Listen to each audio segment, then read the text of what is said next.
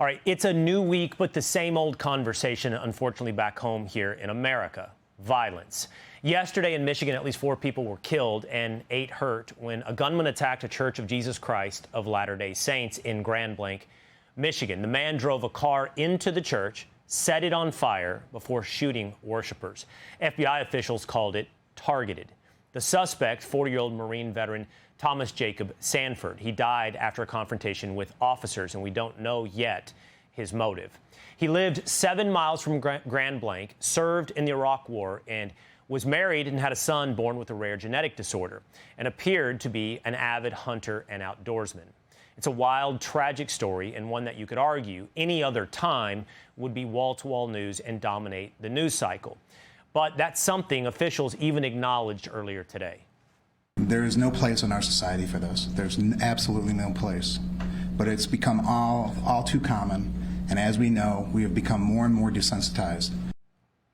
We've become desensitized in part because of the frequency of these types of attacks. It's just one of 3 recent examples of targeted violence in the public square. Of course, in Utah, the suspected Charlie Kirk assassin Tyler Robinson appeared via audio in court today.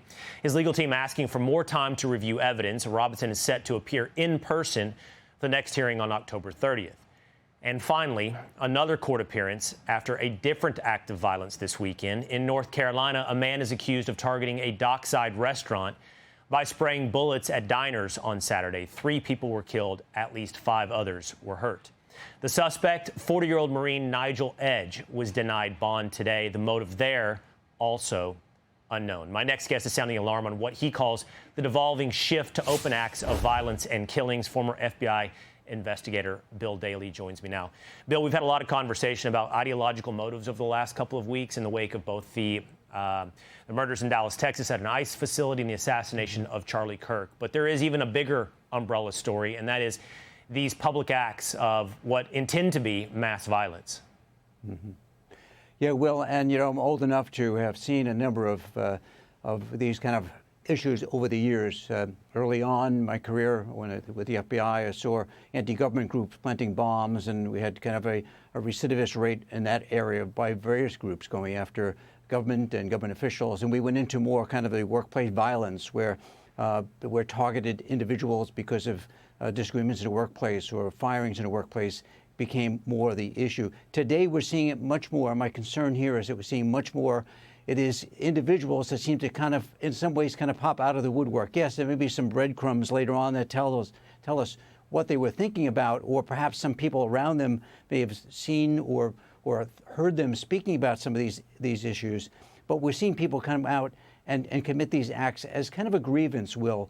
And my concern is that as we have this nexus of media, social media, we have echo chambers, we have influencers out there.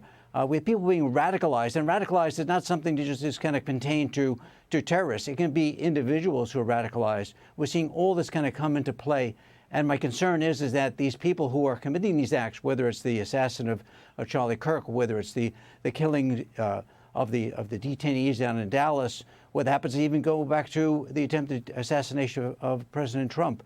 These people are out there. They're kind of hearing some things in maybe an echo chamber. They're being influenced, and they're committing these acts, and that's my concern. I think it's all of our concern, Bill, and it's happening with increasing frequency in an increasingly unstable and mentally unhealthy nation as well. Bill Daley, thank you for being with us here today. You're welcome. Click here to subscribe to the Fox News YouTube page to catch our hottest interviews and most compelling analysis. You won't get it anywhere else.